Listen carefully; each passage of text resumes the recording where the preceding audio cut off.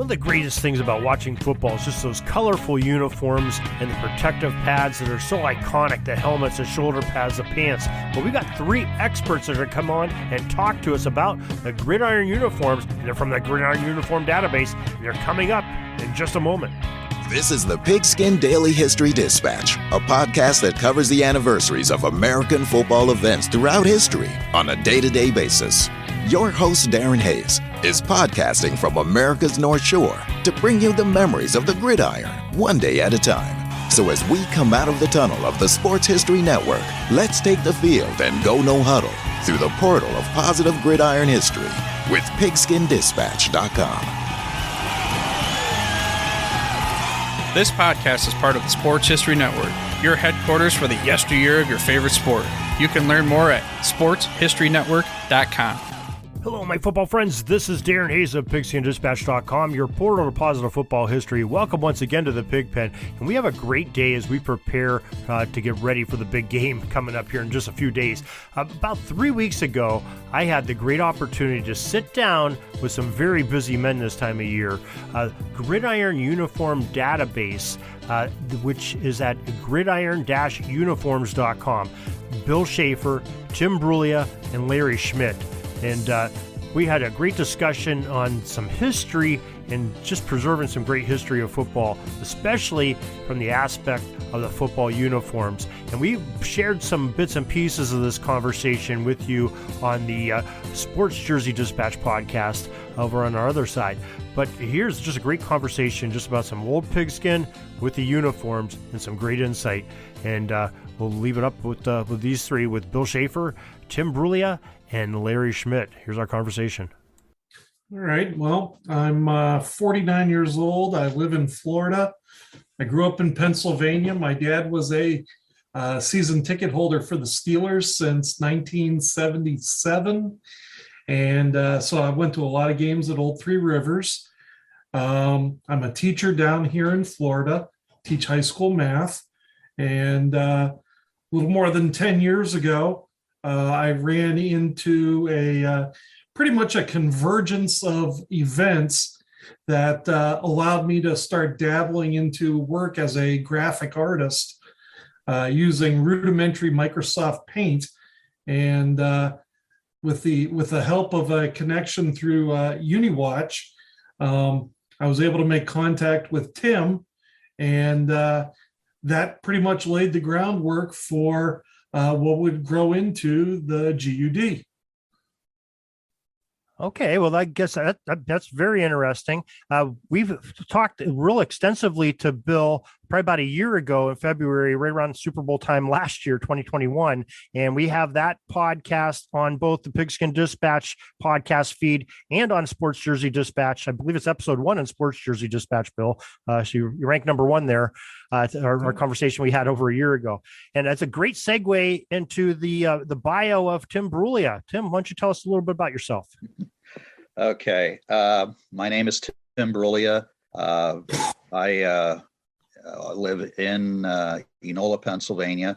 I guess Enola's biggest claim to fame was that Mickey Schuler, the tight end of the New York Jets, for a number of years in the late 70s and early 80s, calls this his hometown as well. My history with sports uniforms goes back to when I was a kid, always doodling and drawing, what I saw when I watched a football game or a baseball game or other sports. My interest in the football uniforms was kind of came about when I saw that baseball had a uniform database, thanks to Mark Okkanen's amazing book, Baseball Uniforms of the 20th Century. I also helped a little bit of the NHL uniforms website. Andrew Greenstein runs that one. And I saw that really there was not a whole lot going on with football. There was a gentleman named Craig Wheeler who had started a website called Football Uniforms Past and Present. But in the early 2000s, for whatever reason, it kind of gone dormant. I guess life got in the way. And I thought, man, we got to close the gaps on this. So I have no graphic artist intelligence, if you will. So I wanted to get something going. And I thought the best avenue for me to get there would be to put a description of uniforms of the NFL and other sports going back to 1933.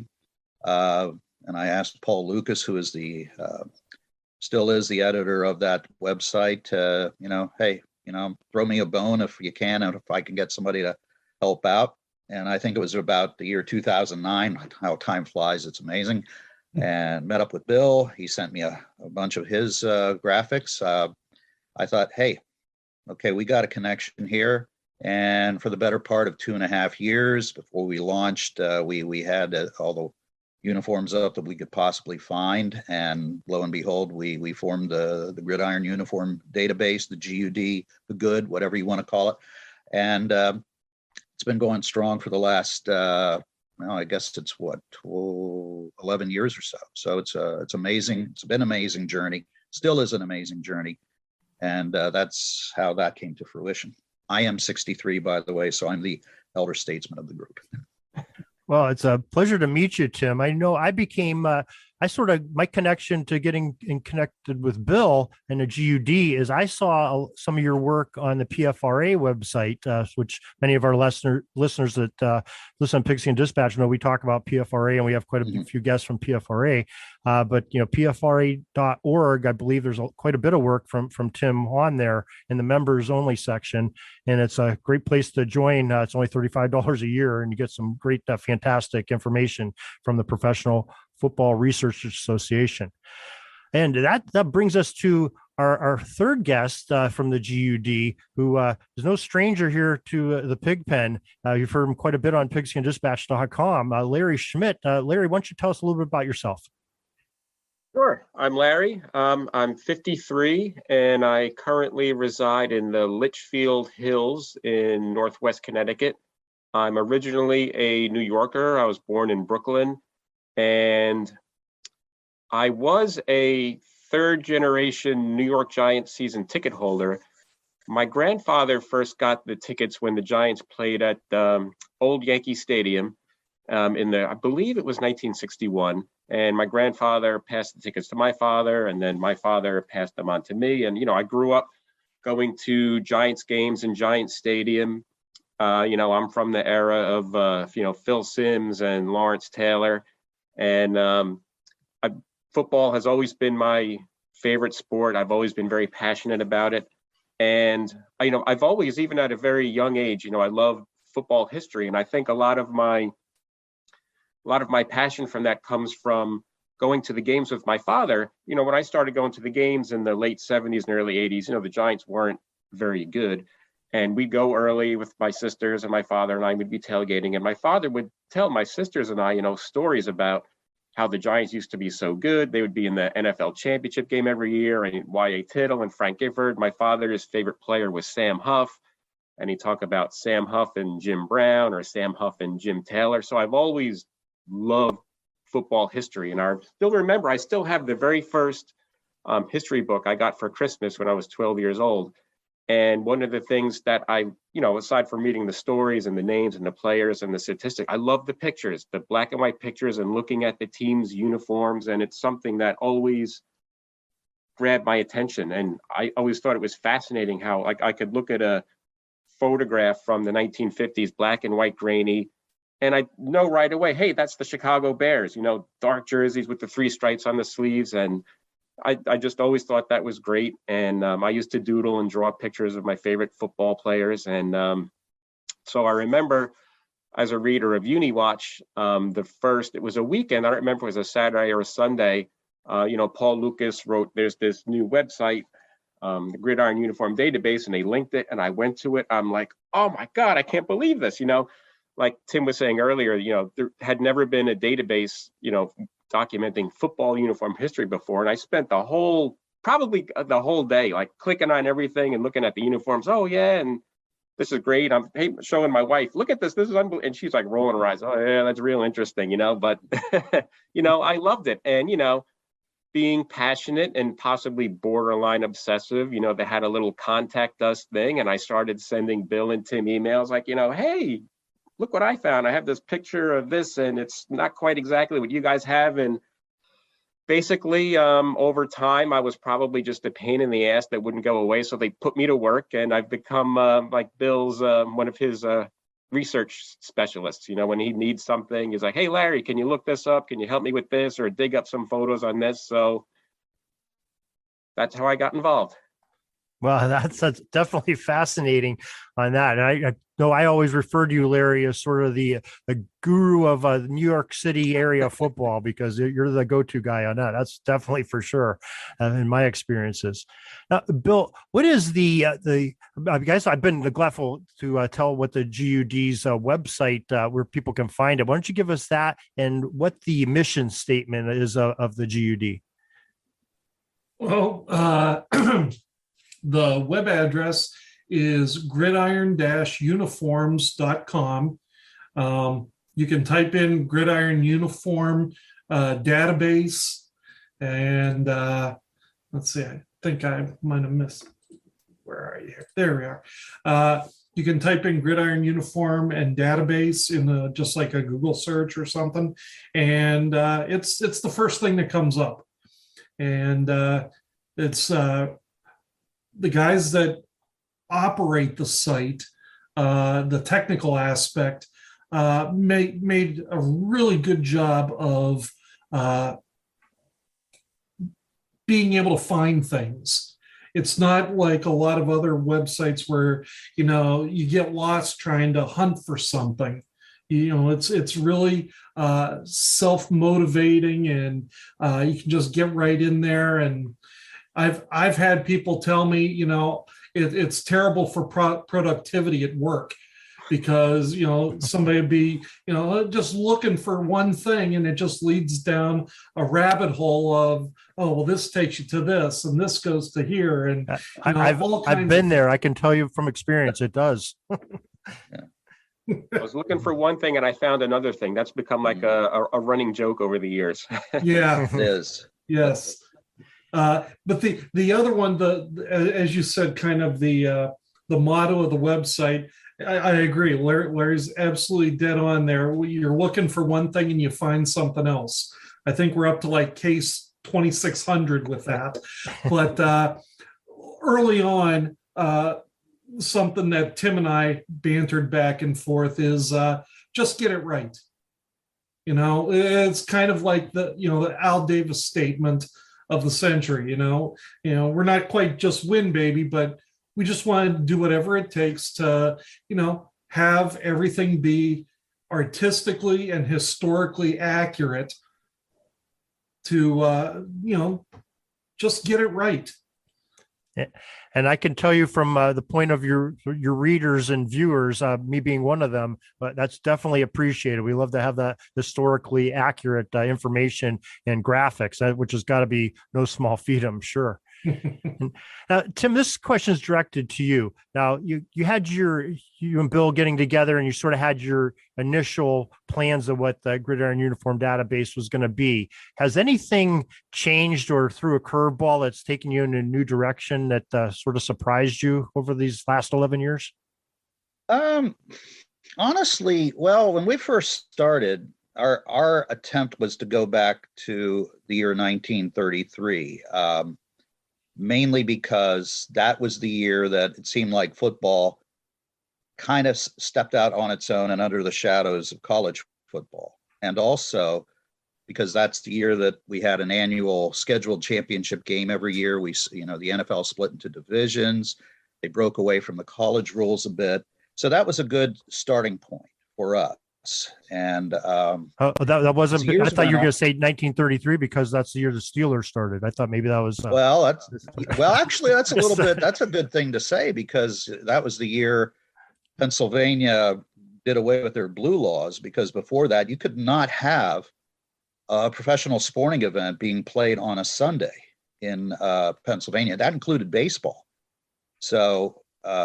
Like the Athletics, Phillies, Pirates could not play a home game on a Sunday before 1933. Consequently, neither could, what would originally were the Pirates and the Eagles.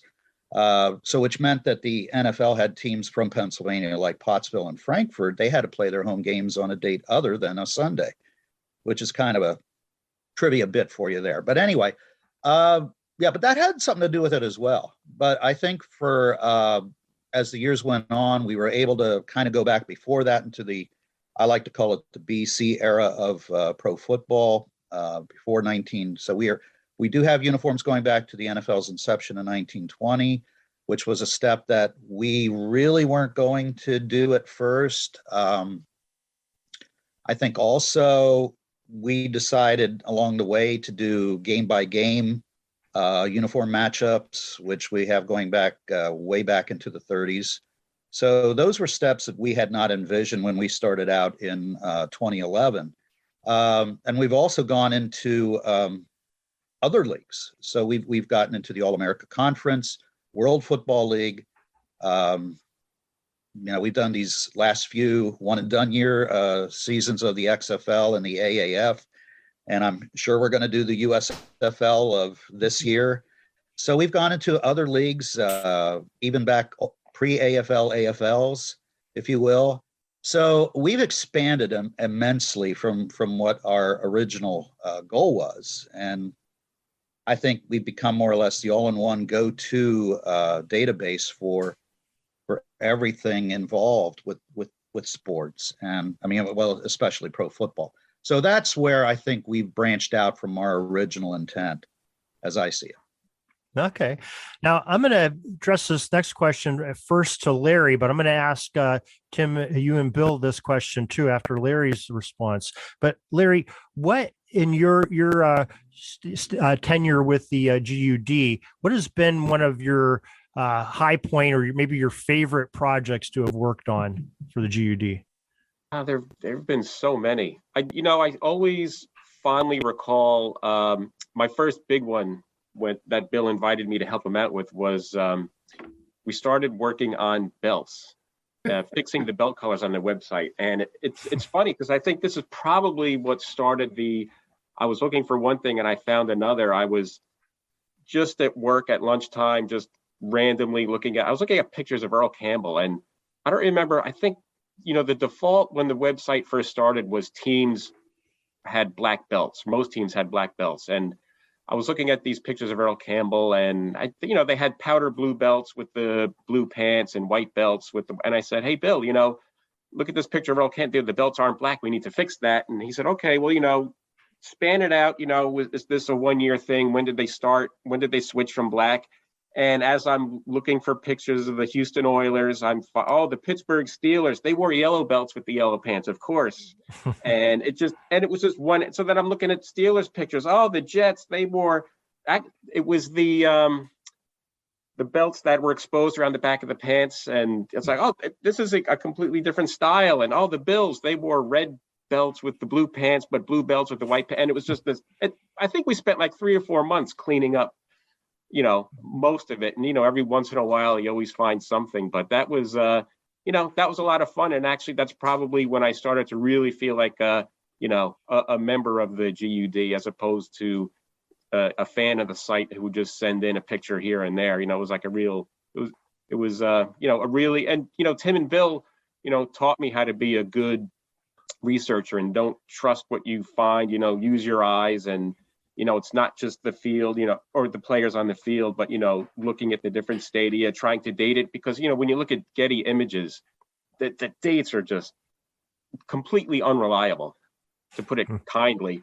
And, we've gotten into, newspaper databases, and, those are the most accurate, and they're not always the best quality, depending on how they scan it. The pictures can be dark, they can be grainy, but you can trust the date that you find on a newspaper, and we use that for cross-referencing. Anytime you find something on a Google image search or Getty Images, you cross-reference it with the newspaper for accuracy. So, I learned a lot too, and it's fun, and it's great to be a part of. Oh, that's great. I mean, just the detail, like you guys were referring to earlier, the belts. I wouldn't even think about the belts, but you guys teach me something every time. I believe last time it was something to do with the helmets. One of you said Bill and face mask clips. That's what it was. Last year, that was the off-season project. So and I found myself. Next year it's going to be shoelaces. Yeah, I think every player can't hear you anymore. You're breaking up. Now, Bill, sort of that same question. Okay, I'm I'm coming down from a different planet, and I'm just getting introduced to the GUD, and I only have time to look at one thing on the GUD before I got to get back on my ship. What is that one thing that you're going to point me to that you're most proud of on GUD? Wow. Honestly, being able to attribute colors. By the way, going to give a shameless plug to our buddy Donovan Moore, who runs what used to be called Colorworks. I think it's called True Color now. Yeah. Somehow he had gotten a hold of a way to give the Pantone squares of the correct colors, even to teams back into the 20s. And wow. being able to, we can see a picture, we can see the design template of a jersey from the 1920s, but if it's just black and white, as an artist, all I'm capable of making is a black and white version of that template. Without Donovan to have those color palettes for us and say, oh yeah, the Cleveland Bulldogs were like cream and burgundy. Well, I can look at the template and say, oh, okay, that's the burgundy area, that's the cream area. And so we can actually colorize an image that nobody has seen in color in, 100 years. And I think that's really cool. A close second, though, you guys have already mentioned the fact that we've been able to do the game by game matchups. So, if my dad was born in March of 1945, they didn't play football in March, but say, for instance, he was born on, I don't know, September 23rd, and you can look at September 23rd, 1945. Oh my gosh, those were the football games on the day my dad was born.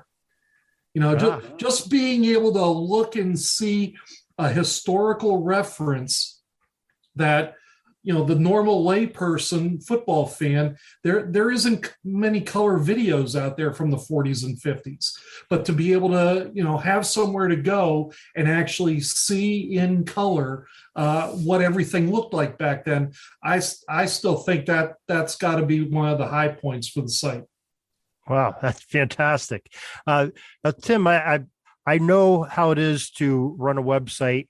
And I know how it is. You look at the different projects you have on there. They're sort of like your children. You can't say you have that favorite. But I'm going to ask you the same question. What is your proud papa moment of the GUD, and one of the projects that you're most proud of on that? Well, I think, for one, to actually see it go live on the web, I think I felt almost, it was a surreal feeling in a way. When we went, I think it was the middle of June of 2011. And, Bill and I had worked pretty darn hard, Bill especially. I mean, I could feed him the stuff and I'd say, yeah, it looks good. And then he'd say, nah, does this look better? And I'd say, not quite, those things. But when we launched, I think we had entered the realm where we were out there to, show people a history of pro football by way of the uniform. And as the years have gone on, we've expanded, like I said, we've expanded our circles, but just being out there and the fact that so many people, even though we thought we had it pretty well nailed, like Bill says, just get it right is probably the mission statement, the whatever statement you want to call it. We've made, Bill has probably made tens of thousands of corrections or alterations to the uniforms.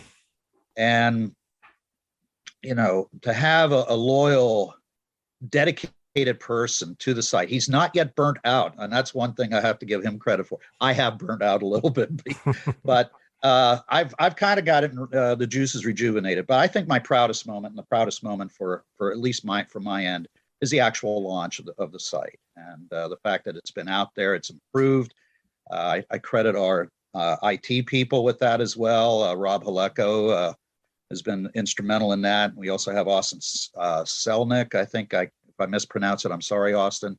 But our techie people have been really good about it as well for years. And of course, Bill's right there as well.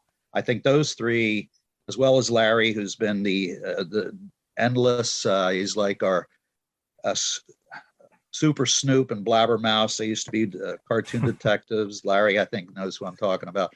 Yeah, he's been the sleuth of sleuths for the website as well. Those guys deserve everything. But again, coming back around to circling back to what you said, the launch, I think, is my proudest moment of the site.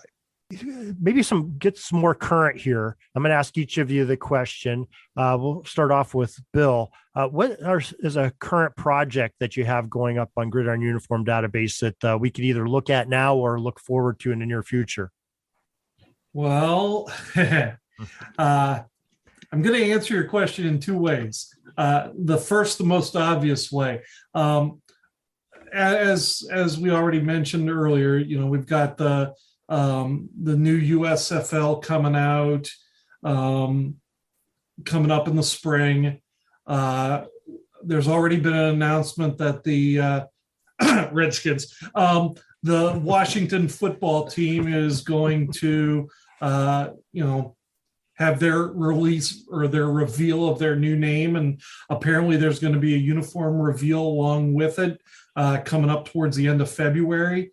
So, the spring right between the Super Bowl and the draft is usually when we get the reveals of the new uniforms. So, there's highly likely that there's going to be at least one or two teams in addition to Washington that, we're going to have to create designs for and everything. Also, the eight teams in the USFL that are going to be coming up. So those will have to get made. There is one project that we are working on with GUD, but we're trying to keep that a little under wraps until the time is good. No pun intended. But that should be making appearance within probably shortly after the Super Bowl, I'm guessing.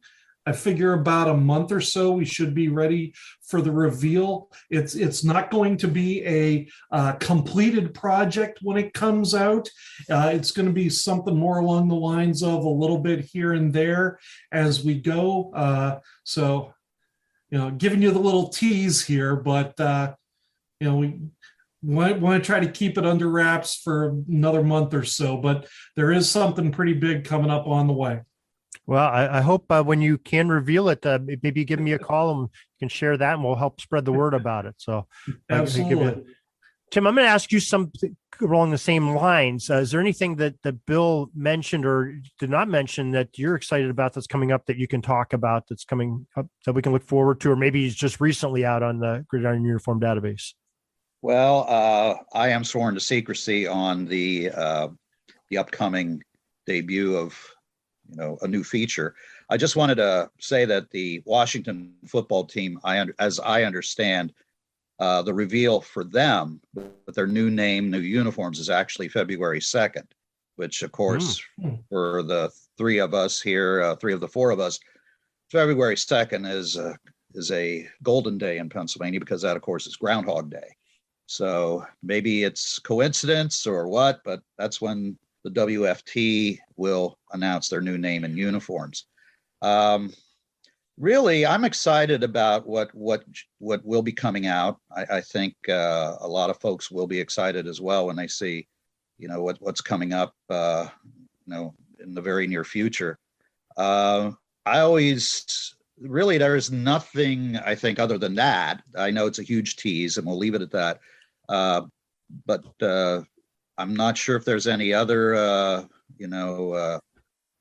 things coming up, but maybe there is that I don't know about. But so right now, what we do usually once the teams are eliminated in the NFL from either regular season play or postseason play, Bill will update and reveal the whole year's uniforms on like that yearly uniform page.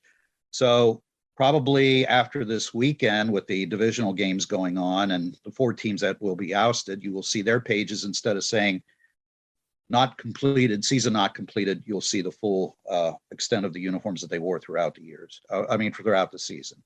So that's always kind of cool. And we'll also reveal the NFL officials' uniforms, I think, when the season is over as well. So that's always cool. Yeah, just a couple of notes to the listeners. We're recording this on Saturday morning, the 22nd of January, so just after Wild Card Weekend, but before the next round of the playoffs starts. So if we say anything of not knowing, it's because we don't know. When this airs, probably some playoffs will be more well determined what's going on there. Now, Tim, you just mentioned something I was going to touch on in a second, but it's a good segue. But besides the uniforms of the players, you have the uniforms of the officials on there, which is near and dear to my heart because I was a former official at the high school level. So I'm not sure which one of you would like to talk a little bit about the officiating uniforms, and if there's something a little bit different, if the information is gathered in a different way than the players or not, because it's not like they spotlight officials on the sports page of old newspapers. You pointing at me, Bill? Oh, that's right up Tim's alley. Okay.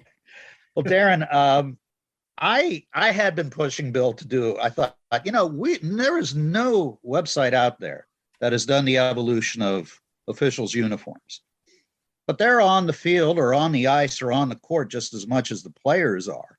So they're the third team, so to speak. And I thought, you know what? It's unique and we haven't had that.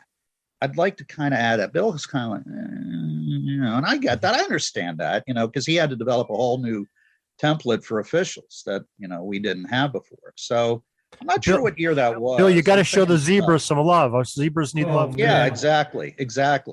So I thought, why don't we include that? And we did. And we did a little blog called "The Zebras Are Coming, Hooray, Hooray," as a kind of a introduction to that. And we did that. Bill finally relented, and I think it's a great addition to the site because, like I say, and in fact, weirdly enough, they can help us identify sometimes what year a specific photograph was taken. You might say, oh, well, they looked like that in 1965 or 59 or 60, but how do we know? And then if you see a ref coming in, that was the first year in 1960 when they had like the number inside of the black box on the backs of the jerseys of the officials. Or, the year before in 59, they had like red numbers right onto the backs of the black and white shirts. And that's somehow we can determine that, when you see a picture of Chuck Bednarik laying out Frank Gifford, if you look a little bit, some of the photos are cropped that it cuts out the one ref. But if you see the full photograph of it, you'll see that the ref has the box number on his back, which indicates that was a 1960 shot as opposed to, say, a 1959. Okay. I just think it's a great thing. We even have the WFL refs. I mean, we have the All-America Conference refs and everything like that. So I'm kind of proud of that, to be honest with you. We even have the USFL. I was able to cajole Bill into getting it on there. We even have the USFL refs wearing shorts. Yes. Right.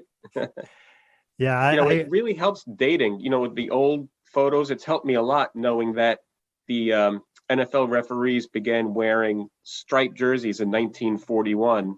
And, prior to that, they wore plain white shirts, and I'd find a lot of misdated photos, something that would say 1943 or 44, but you can see the referee's not wearing a striped shirt, and you're like, no, this has to be 1940 or 1939. And it's, the more information you have, officials' uniforms, it helps you date a photo when you're in doubt. Yeah, I can attest to you. I know earlier, probably about 15, 20 years ago when I was still officiating, when we were able to started sort of at the pro level and went to drop down to those other levels when we were able to start wearing the black pants, which, white knickers on grass fields, by the way, is not the greatest idea in the world, whoever came up with that, especially when you have to launder them.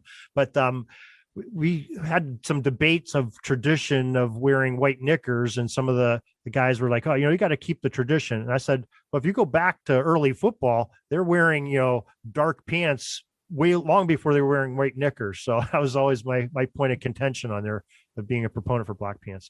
But I'm glad you're showing the officials of professional football some love there. It makes us all feel good that have wore the stripes one time or another.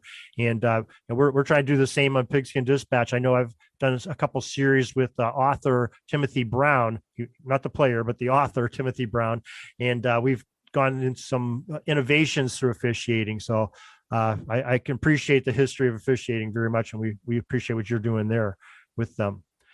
Now, Larry, I guess same question to you. Either a project that you've dealt with on uniforms or jerseys on the GUD, or one of your many other endeavors. I know you work closely with the Giants. So what's something that's sort of one of your proud moments, or maybe most memorable moments as far as the uniforms of NFL players? One of my proudest moment, I think, with the GUD was getting the very first AFL from 1926 on the site. I mentioned it to Bill a number of times, and the big holdup was we didn't have any photos on the Newark team. We had our team, we had the Yankees, we had the Chicago Bulls, we had everyone covered. And he said, I don't want to put up a website for a league and have one blank. So and we have access to all these newspapers, but we couldn't get any Newark or any North Jersey papers. And I ended up getting in touch with the Newark Public Library, and I was talking to a researcher there, and I had to pay. It was 2 months because he would only do one research topic per month if you're not a resident of Newark. I'm out of state, so I had to do it 2 months in a row. But he did get us a couple of really good photos of the Newark team, and we found out that they had a bunch of names. They were the Greyhounds, they were the Bears, and one newspaper article actually called them the nameless football team from Newark. And but we got them on there, and that was a pretty big thrill for me. We had the Yankees on there, and the Brooklyn Horsemen, who ended up merging with the Brooklyn Lions of the NFL, and they had these really cool green vertically striped white and green striped jerseys that were kind of crazy. And that was I love the old history. The 1920s and early 30s football, I think, it's just fascinating, a fascinating era. Not the uniforms and the rules changes and the players and the coaches. It was a very fertile time in the growth of football as it began to emerge as its own entity, away from college football. Yeah, you would think with that original AFL, or also known as the Red Grange League, C.C. Pyle, who was such a promoter and sort of one of the agents of Red Grange, who started that league with Grange. You would think with the great promotions he did on so many other things that he would have promoted his teams a little bit better, especially their team names. They almost ran the Giants out of business. They almost went bankrupt. There ended up being 5 football teams in the greater New York area. There were 4 in New York, 2 in the NFL, 2 in the AFL. There was a team in Newark. Attendance was down everywhere. And, Red Grange had a share of the team, and he was taking a lot of the money. And the Giants, there was a salary war, and the Giants they were losing players. Players were jumping leagues. The Giants were actually bankrolling the Brooklyn Lions because they wanted to get the Horsemen out of Ebbets Field. And at the end of the year, it was like everybody lost. The teams were folding. The NFL ended up taking the New York Yankees just so they could have Grange in their league. But when you look at the newspapers for that year, the coverage of the Giants had only been around a year, so you can't really call them established, but they had some tenure. The New York papers were giving the Yankees equal and sometimes more favorable coverage than they were the Giants. Even though the Giants were there the year before, and they were a good team, and they had Grange there at the Polo Grounds. They had 73,000 fans, which is the most people to attend a pro football game until, I believe, the Rams and the 49ers in the 1950s. But that first AFL was a real threat, and they almost the Giants almost didn't exist because of them and Red Grange. Wow. Now, Tim, this next question is directed to you. Now, we've talked quite a bit about the different aspects of Gridiron-Uniform database. How and where can folks follow and be a part of the GUD other than going to gridiron-uniforms.com? Okay, well, we do have a social media presence, I know. we are on Twitter. I think Bill runs that Twitter page for us. I run the Facebook page. On the Facebook page, I mean, I can't speak for Bill and what goes on the Twitter because I don't, post that information. But I like to feature a daily uniform matchup, or what I call random uniform matchup on Facebook. And I try to do at least one a day on there. And I've been doing that for, I think now, believe it or not, over 7 years. So I'll pick out, I use random.org as sort of something to do. And I'll put a random image on there to, from anywhere that we have a uniform matchup, going back to, I guess, the 40s, simply because we have pretty much 99.8%, I would say, accurate with the matchups that we have going back at least 1940. So I'll dig up something, put it on, and it can be even anything as recent as last year, a game that was posted, to as far back as I said, the 40s, and even that now and then I'll throw something back from the 1930s.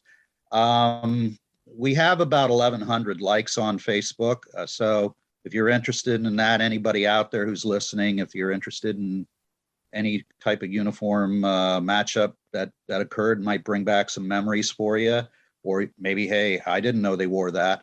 Yeah, you can certainly like us on Facebook. We're there. Just type in Gridiron Uniforms, and we have a presence on Facebook. And as I said before, Twitter. Yeah, Bill, why don't you tell us a little bit about what's going on the Twitter end of things for the GUD? Well, the biggest use that I've worked with Twitter for the GUD is on game days and the couple days leading up to game days. Certain teams like the Buccaneers, the Bears did, the Giants usually do every year. Right before the season starts, their team website reveals what their jersey or uniform schedule is going to be for the year. And so, before the season even starts, I can go in once Austin creates the weekly pages that show all the games, but it's kind of like an empty palette with just hollowed out, plain, boring white uniforms for the week. Well, the Giants reveal their uniform schedule for the season. I can go through in August and put in what they're going to wear for each week of the season. But the other teams, we kind of have to wait and bide our time. One of my favorites, the Buffalo Bills, do a great job. Every Wednesday, usually between 2 o'clock and 5 o'clock in the afternoon, they put out on Twitter like a 30-second video clip where they reveal what their uniform is going to be for the week. Jim Wyatt, who is one of the reporters for Tennessee, he does a Wednesday wardrobe check and announces to the Titans fans what the Titans are going to be wearing for the coming week. The Ravens, I think, usually do theirs on Thursdays.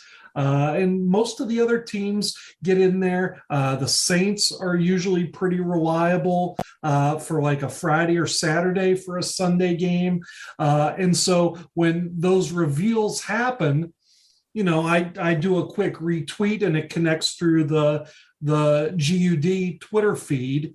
And so it goes out there as, the GUD revealing, what everybody's going to be wearing.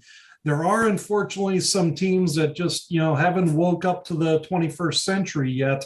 And, the Vikings, unless they're doing the color rush, you don't find out until the Vikings Twitter team puts up the first video of practice for their Sunday game. There's just that handful of teams that, the Lions don't really do anything. I think they might have given a one-day advance notice maybe 2 or 3 times the whole season.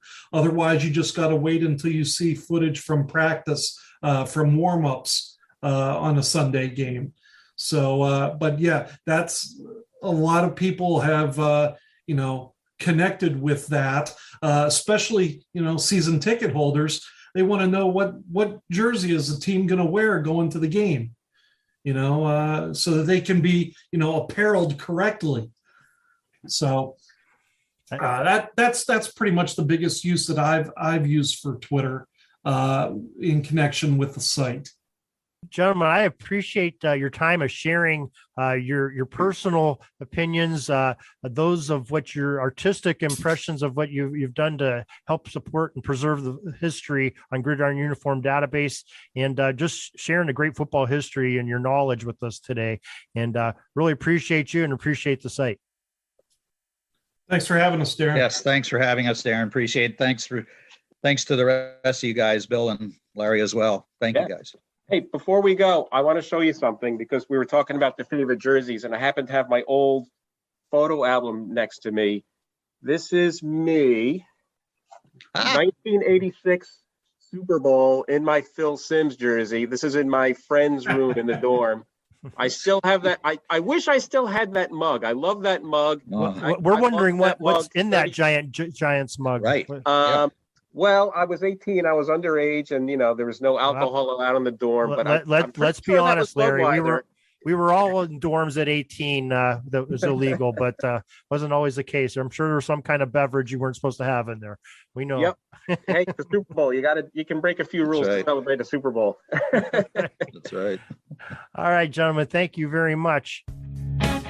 Peeking up at the clock, the time's running down. We're going to go into victory formation, take a knee, and let this baby run out. Thanks for joining us. We'll see you back tomorrow for the next podcast. We invite you to check out our website, pigskinddispatch.com, not only to see the daily football history, but to experience positive football with our many articles on the good people of the game, as well as our own football comic strip, Cleat Marks Comics.